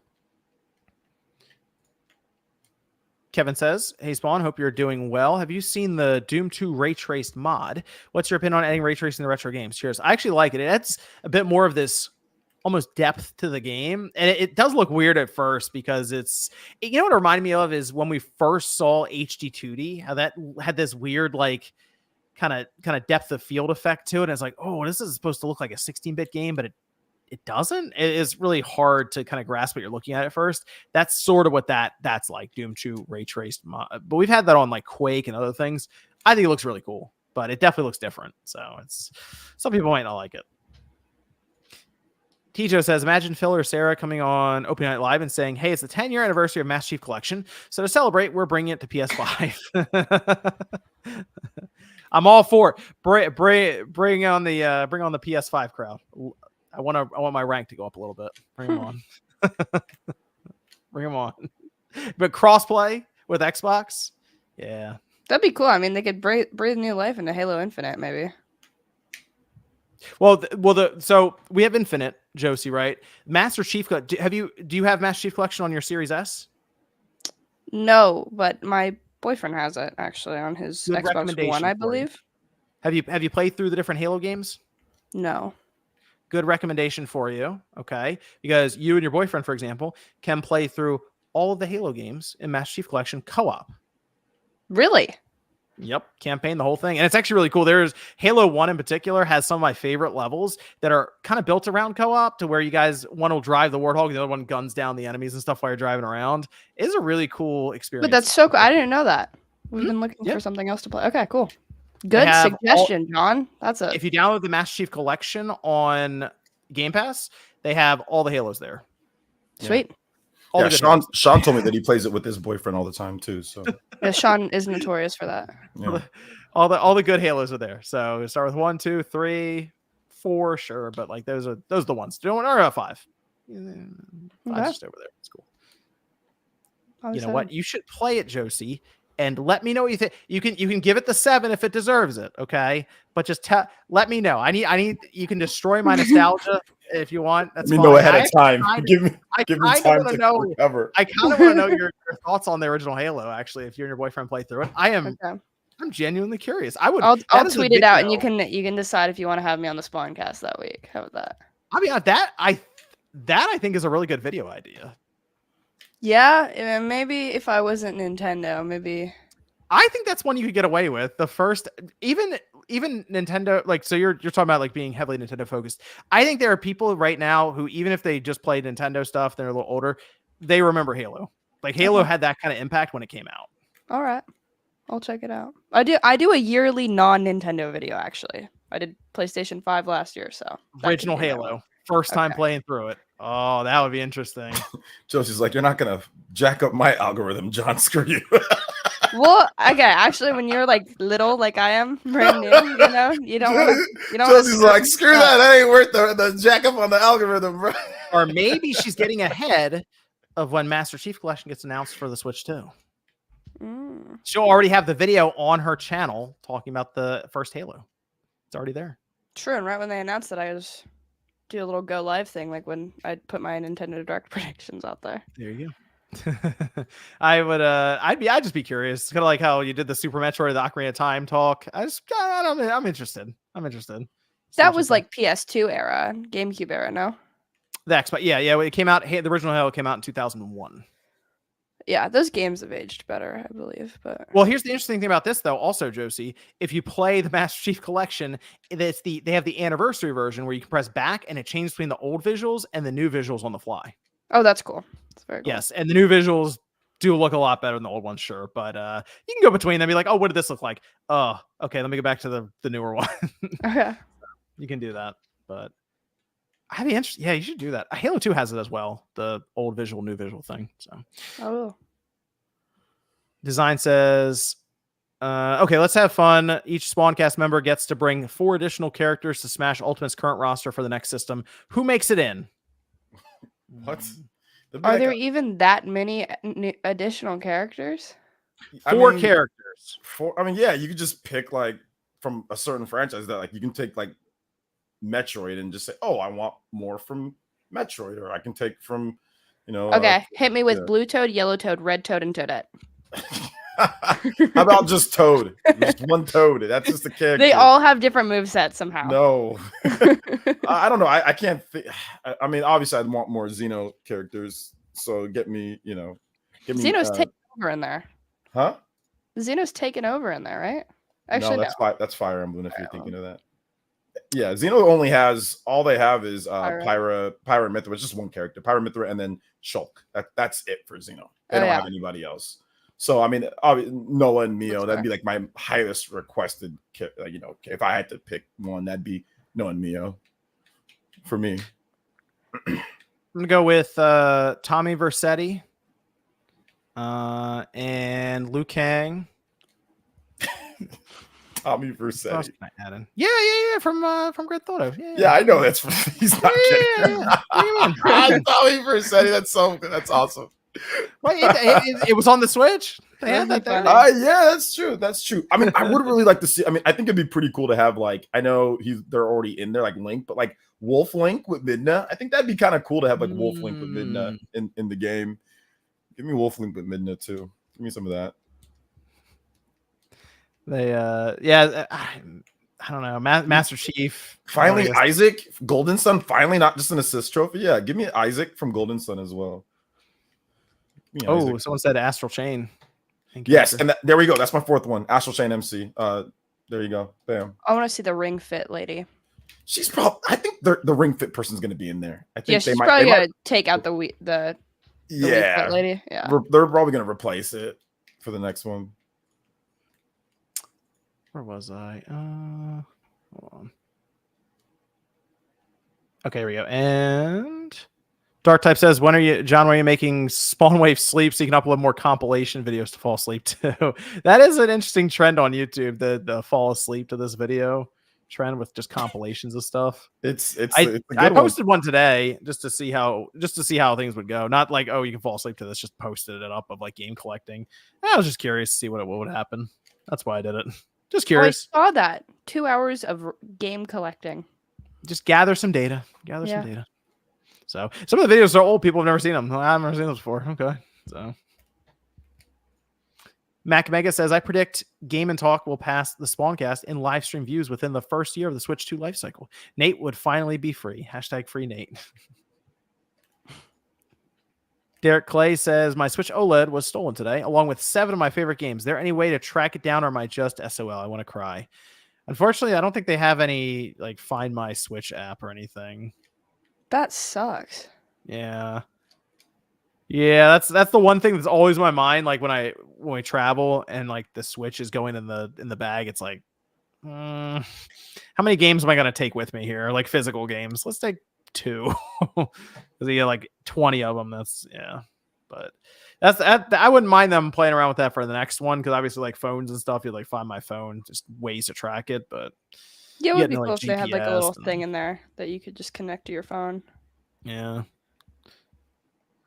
But no, I don't think there's any way to really track it. You'd have to have maybe if they try to trade it in somewhere and you know what your serial number is, you can, I don't know, do something, post it up somewhere or something, see if somebody out there. I know on the Switch subreddit, I've seen people pop up and say we lost our Switch while we were traveling. Like, here's what it was, or like what it looked like, her serial number. And I feel like some people have found it that way, but it feels like a long shot either way. So sorry to hear that, Derek. Smooth Life says, just set up my GameCube Game Boy player recording setup. Thanks for the inspiration. How did you come up with your channel names? Would love to hear your stories. Man, I wish I had a better story than Evan and I were at the store and we were like, what about Spawn and Wave? Okay. that was honestly it. Oh yeah, let's do that. Well, I think Josie that's just her name. Yeah, it's just my name. And then now he's canceled and he sucks, which is really sad, but I used to really like Cody Ko. And so I just like the way his name flowed like that. So I was just like, Josie Woe. So that was all mine was. I'm going to nod like I know who that is. Okay, go ahead, Doge. He's a massive YouTuber, like a massive. Yeah. I don't doubt any of that. I also understand. So you're a gaming guy. I'm old. Stay in your gaming niche. Exactly. We'll go with that. I'm not old. It's just the gaming niche. Yep. OJ, how do you come up with player essence? Basically, I was looking at names. I used to go to this mom and pop shop called Player One all the time back in the day. So I liked player and also like Player One, right? Or like whatever, like a player. And then essence is just like, essence. It's like your inner being or whatever. So just put those two together. ACOG says, I love VR to death. My issue with it is that you can't do a whole lot of sensory trickery. You can give me the best resolution and all, but I know I'm walking with an analog stick. That's true. That's true. I've seen those ones where they try to have like almost you on a treadmill. I'm like, oh, you're walking. This is how with VR. So seems like an accident waiting to happen. Mr. Shika says, I watched the Nintendo podcast. I missed the Xbox one. Yes, we have the Direct Xbox back this week after Gamescom. And I think we're going to have a lot to go over because Nate was in the news like multiple times this past week. Keeps saying things. Thanks for watching Game and Talk. Nick says, what happened with DoKV? I don't know. What happened with DoKV? I feel like I'm supposed to know. It's not out yet. There you go. Okay, thank you. It's a game? Thank you. Yeah, it's like a open world like Pokemon / adventure RPG thingy. I might be wrong on that, but that's what the gist of it. Let's see. The Casual Noob Gamer says Josie comes with a Spawncast for homework. Hey, homework isn't fun. Halo is fun. Okay. I'm handing out fun. That's what I'm handing out. No, the fact that it's co-op, I probably will play it. Yeah, I mean, it is a fun experience to go through. I think it was just 2-player. I was like, did we do 4? We did 4-player co-op at one point for Halo Infinite. But the original Halos are just 2 players. Just go right through it. It's fun. Cool. Trust me, it is fun. And they're not stupidly long campaigns either. So that's good. Yeah. TJ says Dave & Buster's actually just opened this year in my area. I go there regularly and have fun. Mario Kart is definitely one of my favorites there. Hey, if they got the Halo one, try the Halo one. Halo one's fun too. I went to Dave & Buster's for my 21st birthday. It was awesome. It was funny. Yeah, sounds fun. I don't know. They have like pool tables and stuff there too, right? Or yeah, it was cool. Okay, yeah. I mean, the drinks are super cheap, so we went there for that, and then we left and went to other stuff, but it was cool. They have a place near me called Main Event, and if you just change the name to Dave & Buster's, I would not be able to tell a difference. So I feel like those places just pop up constantly under different names, and it's just all these different brands basically having pool table, bar, arcades, and laser tag, and that's it. And they all look the same inside. Pretty much. Disruptor says, have you guys discussed the weird story of hack devs, they're located in China, abandoning Xbox port? We kind of mentioned that earlier, Disruptor, where they were trying to just set up their account, and apparently after like a year and a half, they just couldn't. Microsoft wouldn't help them, and they just decided not to port the game because of that. So it was like a very basic level of just trying to get their game on the system, trying to find somebody who can help them. So that does actually kind of play into what was mentioned before, that if your game's not on Game Pass, you're not really in like the priority list, quote unquote. So that was kind of a rumor or something thrown out there. And when you hear something like that just now with hack, it's like, ooh, maybe there's actually something to that story. So that is unfortunate though, because it feels like it's something that was like extremely avoidable for Microsoft. So Shinru says, evening all. Has anyone seen the Ackman's video with the composer of Halo / Bungie? So you're talking about the history of the company. Interesting stuff. No, I have not seen that. I think I saw people mention that there was an interview about like with that coming out, but I have not seen that, Shinru, with the Halo and Bungie studio. But you mentioned Halo Bungie, I should probably check that out then just to see what's going on there. So let's talk about Until Dawn real quick. I don't know if anyone here is buying it. I don't think I am. I think that's also going to be the situation where there's going to be a lot of stuff hitting then, and I'm probably just going to end up missing it. I think Sean was going to buy it or check it out. But we got word it's coming out October 4th. It is $60 though, according to Bill, I believe, over on D-Labs on Twitter X and on their website. I don't know, $60 for that remaster? I don't know. It seems a little... To me, it seems a little much for that, but I would pay for it if I thought the game was cool, but I don't think it's not my type of game, so I'm good. Yeah, I mean, it's like The Quarry, right? As Dusk Falls and stuff. And I'm like, that's just never really clicked with me. They're going to make a movie out of it too, so there you go. I guess we watch the movie. So, but I mean, the game itself visually does look better. But I look at it, I'm like, maybe there's a free upgrade path. Probably not. Although they haven't announced pricing officially yet, just the release date. So, $60 though on Until Dawn remaster. The gaming project says someone canceled. Watch anyways being canceled is down. Well, Cody was canceled for a pretty valid reason. He kind of is a shitty person, so. Okay, I will take your word for it. It's unfortunate because canceled as in like he can probably still make content and people will watch. I don't think he can make content. I think he's gonna retire. He's got enough money anyway. For getting with a 17-year-old. Yeah, I heard about the thing. I heard about it. I don't know. I feel like his audience is not the type to forgive him for that. Like it's mostly women like me, and I feel like it's not easy to. I don't know. He's set for life, though. I mean, he's rich beyond belief, so he doesn't need to. Okay. This for HiFi Rush and Tango Gameworks. This is a little surprising because I thought they were close. And again, this happened the day after we recorded last weekend, where we were recording, and then like 12 hours later, we hear that HiFi Rush and Tango Gameworks are actually coming back. They're not closed down completely.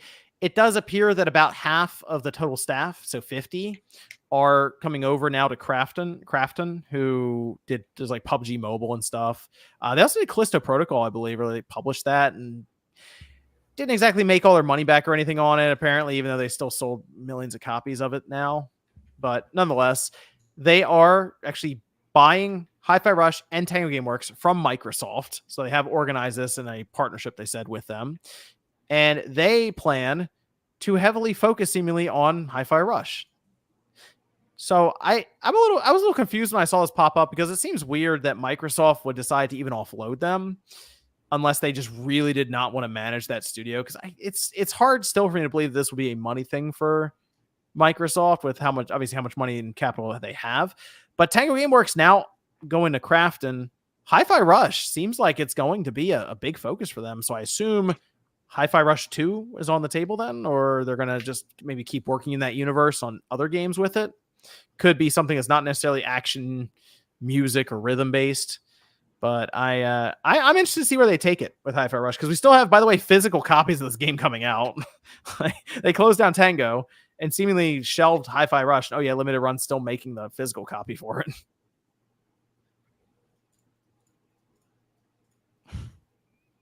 How excited is everyone for HiFi Rush? Wow. I couldn't even hear the chat over all that. I don't know. It's really cool. I'm glad that they're getting another shot. I did make a post about it. But until I see what they do and what's going on, it's hard to really have anything outside of cool, right? Like, I think I played HiFi Rush for I put about maybe 40 minutes in, or was it 30 minutes in? I'm just like, it's just not for me. I don't like music action thingies. But I'm happy for the devs though. Like, I'm happy for Tango because like it looks like a lot of people are going to lose their job, but now they're going to keep their job. So that's a good thing. Some people hate Crafton though. Some people really hate that company or whatever. But yeah. At least, what else do they do? No. They do PUBG. I think they're oh shit. Yeah. So PUBG and other stuff. Yeah, Callisto. There's some other games people really haven't. Like mostly like people playing on consoles and stuff. Like they have like mobile stuff too. So they're trying to break into more of the console or quote unquote HD gaming. So HiFi Rush, I mean, I looked at HiFi Rush as having a lot of potential if they were willing to run with it. It did well, like came out, got like an 87 on Metacritic. People were happy with it, but we don't really know what the sales were. And it doesn't seem like they were great. It seemed like it was a lot of downloads on Game Pass, and Microsoft kind of said that it met their expectations, but then a year later they were looking to shut them down. So who knows? But it is kind of the situation of, well, your actions are saying completely different things. But it looks like John Johannes seemed to tweet about it. Like, I guess he's going back. So I assume HiFi Rush 2 is happening probably a few years from now, but it's the fact that they would be back in development for it is interesting. I think it's great that they can still they stayed afloat and stuff, and not everybody's getting let go. you know, in an industry full of layoffs, it's nice. It does make you wonder about Hi-Fi Rush 2 then, because that seems like something that, well, originally obviously it would have been just for Xbox. Seems like something now that would just basically go multi-plat, and they pretty much drop it everywhere they can then day one. Yeah, I mean, something like that would kill it on a Nintendo platform. So I honestly think it's smart. Yeah, that's true. We haven't really seen how it would do on Nintendo yet. We just saw it on the PS5, and to my understanding, it didn't do incredible on the PS5. So who really knows? I'd imagine it'd be kind of like Ori on the Switch. I mean, this is just a guess, but Ori did pretty well on Switch, right? Yeah, people did pick up Ori. They seemed happy with the sales for it. So that's how I played Ori. Because I was on the Switch. Okay. Yeah. The creator said that they should have done way better, but the eShop was messed up. He said it was okay. Ori? Yeah. He said it was okay, but they had problems getting like the page working, and there was some issues with like the search of it. So he said that he wished it could have done way better, but they had some issues. But it did okay. He said it did okay. I got the physical one. Yeah. He was just, I think he was just basically talking about the beginning eShop sales. Yeah, that makes sense. Yeah. So he was a little upset about that, but outside of that, yeah, the game did okay. All right. So we'll see about Hi-Fi Rush 2, but I feel like it's gonna be a while. Maybe they'll do something with the first time, like Hi-Fi Rush 1. Maybe they do move that to Nintendo's next system as like just a quick port to raise some capital after all of this. But I think it's gonna be interesting to see what happens with Hi-Fi Rush going forward. Could become a big IP down the road, and then Microsoft looks back and is like, "Oh, we should not have done that." But we'll see. I did want to bring this up real quick, because I thought it was just a funny thing that I saw online. It has to do with Final Fantasy VII, the trilogy, and the last game in the series. And I saw Genki posted this up over on Twitter because they're considering moving it to Unreal Engine 5, but they're unsure what's going to be. Basically, unsure what effects that's going to have on development, if it is going to affect their development time. And I saw that, and my thought was just like, guys, what are you doing? Like, this is a trilogy they got to get wrapped up, I feel like, this generation. And I think the sooner the better at this point, with just how things have been going for them with the game, because the game's good, but it's very clear they're not exactly moving upwards with their sales trajectory right now.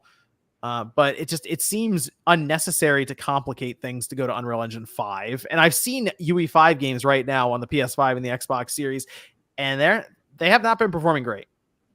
So I'm looking at this game, this series, from what I experienced with Rebirth, which I liked Rebirth, but I also see how it's getting off the rails, and they maybe are really pushing for more and more with this open world concept. And it's like, man, we're really going to go UE5 with this thing, huh? Mid-development kind of switching. I don't know. At this point, yeah, they've kind of went off the rails with it. Like, Rebirth is still a cool game. Like, it's still really good, but I don't know what they're going to do. They were hyping it up, though, saying like, hey, there's going to be a lot of cool stuff. So I hope it's good, man. I hope it's really good. But I think the expectations heading into this one are going to be a little bit less than what they were heading into Rebirth. I think people definitely tapped out after Rebirth. We still haven't gotten sales numbers for Rebirth. Like, I mean, listen, it might be doing good, but Square Enix ain't talking about it. Like, we still have no sales numbers for Rebirth. So, I mean, I hope they can get it together. If they get Unreal Engine 5, they can probably make the lighting and everything look better, make the graphics better. Maybe they can make optimizations to where it runs better and looks better from the beginning, whereas they had some issues like with Rebirth. But yeah, I'm wishing I'll buy the game. I'm wishing the best for. I'll probably get a review code, or I'll buy the game or whatever. Like I always do the FF games. But yeah, I don't know, man. Like, it just seems like they need a clean break from this, Like, they just need to kind of go from the start and really look and see what they're going to do, which I think they probably are, though. Like, they're probably looking at Final Fantasy. What would it be? Final Fantasy 17 or, whatever. They're probably looking at that. So, well, they're very clearly on this path of like, we're going to do a new Final Fantasy of some kind. We're going to do a remaster remake, new remaster. Yeah. Like, they're going back and forth right between them. And it's funny because their social media manager, I'm sure, is playing around with it, but still it came up and people are like, oh, hold on. Final Fantasy 13 getting a remake, not a remaster. They're like, a remake. What about that? A remake would be good, because then they can fix a lot of different things. The battle system in that game is good, but it just has a lot of issues with quality of life and some optimization stuff. So if they fix that and then like they'd have to fix the structure of the game maybe a little bit. I mean, I don't know how they do that, like move Grand Pulse earlier, make it to where you can kind of get into the open-ended areas. Josie, if you ever heard, this is so funny. If you ever heard the phrase people will say, the game gets good after 20 hours. Have you seen that online? Oh yes, I have. Okay, that came from Final Fantasy 13. That's where that came from. And it came out on the 360 and PS3. I remember I got on the 360 when it came out, which would have been 2010 or 2009. 2009, December 17th. So this is like a late release too. It says it came out. I played it in 2010 though. I didn't get it right there day one. It came out worldwide. Okay, yeah, worldwide it came out March 9th, 2010. In Japan, it came out December 17th. Oh, okay. It came out, 2010. So like the first quarter of 2010. Okay. And the thing with this game was it was already controversial because it was on the Xbox 360, which was really weird at the time. That's the first time Final Fantasy's gone to an Xbox platform. But the game itself, you have to get 25 hours in before it becomes... it opens up and isn't just like a linear hallway experience. 25 hours though. So that's where it's come from. People are like, oh, after 20, that was part of the reviews. Like after 20 hours, it gets good. It's like, what? That's 20 crazy. Hours.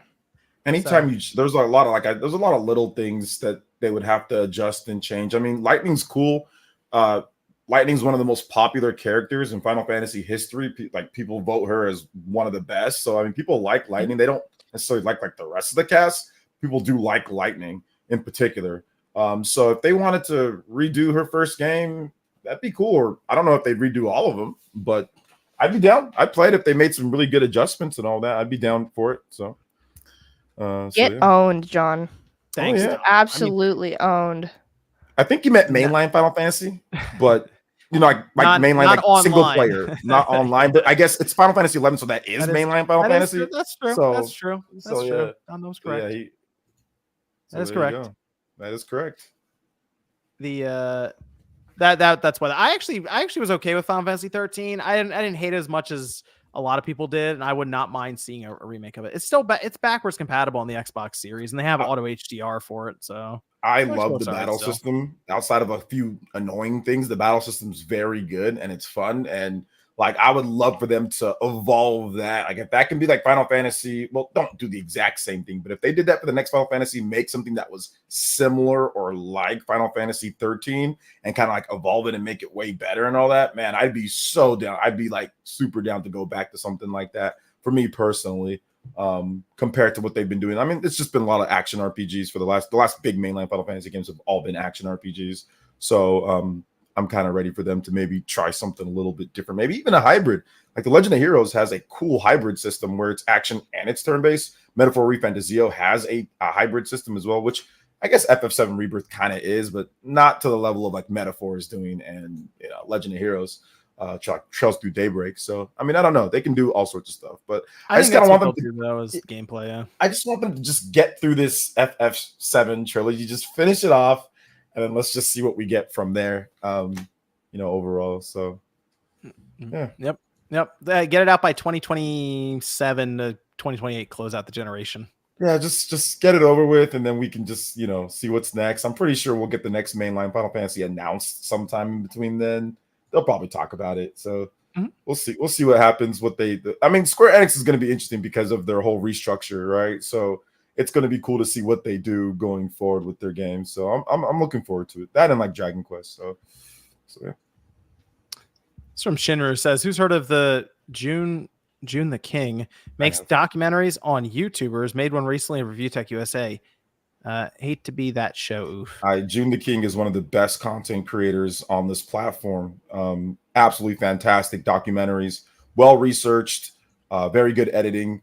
And seems like a stand-up dude as well. He's not a crazy guy or not into drama. He says it how it is, calls a spade a spade. So yeah, he's a great content creator. I saw the Review Tech one, and yeah, it's interesting. Oh yeah, I watched his Boogie one. Yeah. Oh gosh, good one.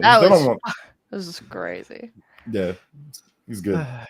Callan Shaw Indie Game says, Square Enix for the first time in over a decade we have good production flow, on time and on budget. Also, Square Enix, let's change to a new engine. Yeah. Well, man, that Rebirth came out kind of crusty, man. Remember when we first played Rebirth? Yeah, that's true. And you're like, huh? They needed some feedback about how blurry it was. Like, they needed somebody to tell them. You were squinting your eyes. I'm like, I don't think I squinted my eyes back in 2020 when I played Remake. What's happening here? We were squinting, man. Unreal Engine 5 for a lot of the games I've played for that. Like Mortals of Avium, this is very blurry. So. Yeah, it's a problem. So I don't know, man. I don't know what they're gonna do. They got to think of something. They got the PS5 Pro on deck. It's gonna be okay. PS5 Pro's coming in. Super Christian Me World says, "Wait, back up, OJ. Still no sales numbers for Rebirth. I also think switching to Unreal Engine 5 is a bad idea. It'll murder dev time." Yeah, still no sales numbers for Rebirth. Yeah, Christian, he's a developer too. So there you go. Okay. Yeah. No sales numbers. I mean, maybe we'll get some sales numbers like once the PC release comes out or something. If there is, maybe they're waiting for a milestone. Probably. They'll wait for a milestone. Maybe they'll be shocking, like, oh, it sold like 3 million at some point this year, or next year. So yeah. Wukong is Unreal Engine 5, yes. So we'll see with the PS5 version when that comes up here this week. We'll see how that looks. It is though. It is. Let's talk about the Verge. I think this is our last topic, actually. The Verge okay, so this was an interesting one with. Did you, OG? I assume you saw this article pop up on Search Josie too, because everyone was talking about this on Twitter when this happened, and this was with Tom Warren and I think someone else actually over on the Verge was working on this too. I can get their name, but either way, they had. Sean Hollister. So they basically went on to Valve's secret new shooter, which is funny they even call it secret. I guess it technically is, but like 20 some odd thousand people were playing this game. And it was very easy to get in there. It's not difficult. But I will say, while footage was shared online, we didn't really have any write-ups or anything about it. Like, this is the first one that we saw. Anyway, they got into the game after getting an invite from somebody, I guess, on the friends list. And when you first turn the game on, it reads, early development build. Deadlock is still early in development with a lot of temporary art and experimental gameplay. Do not share anything about the game with anyone. That's the first message you see. So they decided to then go on and write 2,000 word article about it. Listen, I guess he should. Obviously, they're going to ban him. But you're handing out all those codes to all those people. You don't think it's going to, like, come on. They banned them. They're probably not on Valve's good side now anyway. So with their luck, Half-Life 3 is going to get announced next year. What did Valve think? It's not like this was like such a select group of small. It was right. Like if it's like 20 people, yeah, I get what you're saying. Yeah, it's a bunch of. Now listen, I don't agree with it. I think that if you're going to play the game, you agree to the terms. You agree to the terms. You know, like don't be a bum. Like that's like degenerate behavior. You agree to the terms. Agree to the terms. Don't talk about it because that's what you said you're going to do. Like, right? I know they didn't sign an NDA, but you still agreed to the terms to play it. So just honor that, you know? It was kind of similar to Suicide Squad. So with Suicide Squad, they let you into the alpha. It was like closed alpha. And when you went in there, it did something similar. It was like, hey, don't tell people about this, basically. Yeah, don't show so people still did, but it had like your ID on it. So they could like be a man of your word. Man or woman, like if you say that, then do it, you know, don't go back on it because you want to write an article. Like, I get that, but they should have known. You know what I'm saying? Like, Valve should have known. So Valve should have, yes. They should have been like, someone eventually is going to do something with this. Like, they're going to record. Some people did record it and put it on places like Twitter and YouTube, but it was still a little strange to see like an outlet pop up and go, hey, we played this. We're going to write about it now, even though it says here. And I think one of their reasonings that they don't have to worry about it, I think they said they pressed the escape key. And they got around it. It's like, is that a thing? You press escape and it lets you through? That's how it works. That's an exploit. Yeah, but I guess if they said that they never actually agreed. Well, they said they never clicked OK, but technically, if OK is highlighted and you press any button on your keyboard, it lets you through it. Yeah, I'm gonna call Cap. I'm gonna call Cap on that one. That's just. I feel like they agreed to it without actually realizing they agreed to it by pressing escape. Yeah, I'm gonna call Cap. They're trying to make it say, "Oh, we agreed to it. We got around it somehow." Bro, stop the cap. You guys did. Y'all just wanted to get. I mean, obviously, it's about the money. It's about making money. Put the article out there, break the story or whatever, right? So that's really what it was about, and that's fine. I think that they knew they were going to get banned. I think it was a calculated risk. That's it. You know. I think they got a lot of views on Twitter, like a ton, like they got a ton of article hits. They thought it was worth it, so they did it. They knew they were going to get banned or whatever the case is. He knows he's not dumb. Tom Warren's not dumb. So yeah, that's I mean, Deadlock just looks like it's like a hero shooter kind of mixed with MOBA setup. I don't know. I'm watching it. They don't have textures on the characters for some of the gameplay. They have screenshots in this thing. It's like, is this? I get they want to write about it being in development. It's interesting. Valve's actually making a game again. I did it Half-Life Alyx, but like a game that's not VR. Oh, that's kind of cool. And like Team Fortress 2 sorta. But it looks so early on and like so broken at times that it's almost not even worth really getting too into, because it'll probably be completely different when it comes out anyway. I guess if you want to chronicle like the history of it, the development, sure, but it just seems strange. It's not something I would, because we did with the Suicide Squad. A lot of us played that in the closed alpha. We never talked about it on stream until they said it was okay. And it was the same thing. You press a button to get through the prompt. It's like, don't talk about this. That was it. So it just seems. Yeah, the calculated response, like decision thing makes a lot of sense. It drives so much traffic, so much money. Oh yeah. Yeah. That's pretty much why though. And then like, I mean, I don't really care one way or the other because I'm not Valve, but I get why they banned him, but I don't think I'd be doing that. I think it's fair that he got banned. Yeah, no, they did an update. Did you see the update to the article where they were basically they spent the first half of the article. They spent the first half of the article explaining why they're not under NDA. And then after maybe an hour, they posted an update at the bottom of the article saying, turns out Valve was not fine with me trying Deadlock with friends. I've been banned from matchmaking. And they said, oh, well, please feel free to make fun of me in the comments. And a lot of people did. So there you go. Although some people in the comments are also excited for it. So maybe it worked out. But this game would not be coming out for a while either way. So this probably be something that people forget about in like a few months. So, all right. See if I saw one here. Here we go. This is from KC, who says, OJ, top 49ers Bulls fan in the Valley. Yeah, 49ers play tomorrow. So there you go. It's preseason. Preseason just takes forever. Although I guess it's 3 games now, so not as bad as it was. I don't care about preseason. I hate preseason. I hated it. I hated it when I was playing. Preseason sucks. I hate it. People overreact. They're making Caleb Williams look like he's freaking acting like he's Tom Brady or something like that. Dude can't complete 50% of his passes. Like, whatever. Bring on the regular season. Preseason is for the people who are really into the roster changes and stuff. And like, people are like obviously sportscasters, sure, but like people who just like watching the rosters and like, okay, who's going to make the team, who won't. That's usually preseason. Yeah. I mean, it's just preseason is just boring because it's nowhere near the intensity and what's happening during the season. You got a bunch of people that aren't going to be on the team.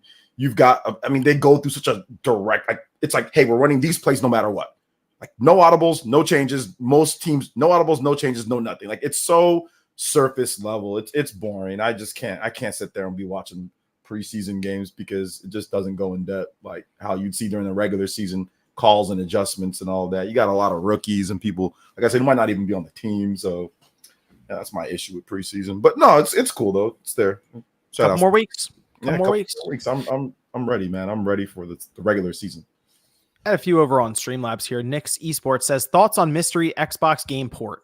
Well, I gave my thought. Wait, does anyone want to you guys want to give your prediction as to what the next Xbox game is that would be announced? It's going to be this week for Gamescom, but like the next one they would announce. Gears of War. Okay, there it is. I don't know. Sure. Go with Gears. I'll go with that.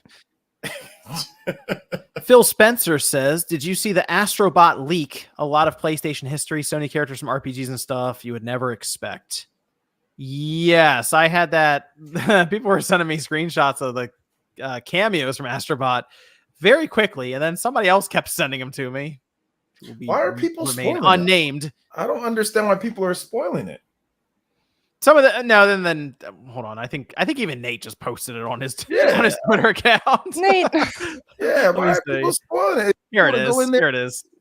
See all the cameos. Yep. So there are some here that are a little surprising because it's not all from just Sony. It's from third parties. Like I'll give one that I thought was very surprising because it's like it's random. Psycho Mantis is one of them from Metal Gear. Yeah, it's like what is this doing here? Well, they already told us. Psycho Mantis. It's like that makes sense. It's like wow, that's it. They're like going into the history books there for that one, like kind of offshoot character for But they already mentioned there's be over 150 different cameos in the game, so there'll be a lot happening here. But this. I will tell you this leak has actually made me more excited for the game because now I'm wondering, okay, well, who else are they going to throw in? Are there going to be some legitimate surprises for cameos that you unlock? You're like, oh, okay, that's actually pretty cool. So 150 of them, 80 levels, probably a couple per level. When does that game come out? September 6th. Cool. Oh, man, it's soon. That was soon. Yep, we are 2 weeks out. Wow. 2 weeks, 3 weeks. Sorry. 3 weeks. Goaty. I'm all over that game. It's gonna be a lot of fun. I got the controller coming in. Wow. Yep. I didn't go that far, but yeah, I'm unbox it and write it off and put it on the shelf. That's the move. I had another one here. Here we go. This is from Adam, who says, I'm glad that Tango was saved. In my opinion, this proves the point that these giant acquisitions weren't a good thing. My picks for next Smash Bros. DLC are Aloy, Geralt, Master Chief, and Isaac. Thank you, Adam. Okay. And I think good luck. Hey, reach for the stars. Good luck. RE engine. Reach for the moon engine. I think that's everything. Yeah, I think we're good. Okay. Let me go around here as we finish up. Thanks everyone for joining us. Josie, where can everyone find you? You can find me right here on YouTube at Josie Woe. I just talk about Nintendo and some retro games. I have a cool video that's gonna go up. We hit 18,000 subs, so thank you guys. Wow. That was cool. Soon to be Halo on there too. Yeah, 20K this year. Yeah. 20 Halo. That'd be cool. 20K plus. Josie, if the Halo video does well, you got Halo 2, you got Halo 3, Halo 4. True, that's a series. Halo Reach. Do not listen to this guy, Josie. That's going to jack your algorithm up. I'm trying to help. It's still video games. I'm trying to help. Listen to this, man. It's going to jack your algorithm up. And then when you put up a video, it's going to get like 500 less views than it would have because you just weren't talking about Nintendo. Halo is timeless. Did you see? Everybody makes a list about video games, Josie. I'm telling you. And you know what's almost always Josie. In the top 10?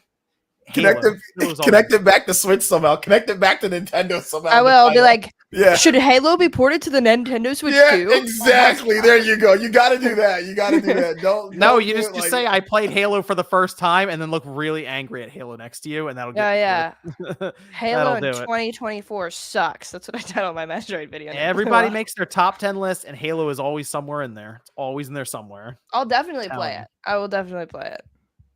Telling you, people send me lists of like the celebrities make their lists all the times on these videos, and one was Cody Rhodes. You know what one of his top 5 games was? Halo Combat Evolved. Wow, it was in there. All right. Thanks everyone for watching. OJ, where can everyone find you? Yeah, you can find me right here on YouTube, Player Essence. I've got did a Pokemon Legends ZA video that's doing well, so if you guys want to check that video out. Cover Nintendo, cover RPG stuff. So yeah, we have a lot of RPG coverage and stuff like that. And we're getting ready for a cool marathon stream too.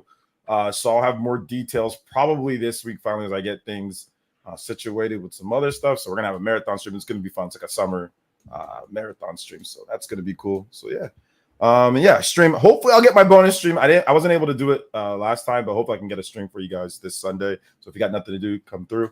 But yeah, that's that. All right. Thanks everyone for watching. We'll be back next Saturday night, 9 p.m. Eastern time with actually probably quite a bit of stuff happening this week. So it should be fun. We'll see you guys then.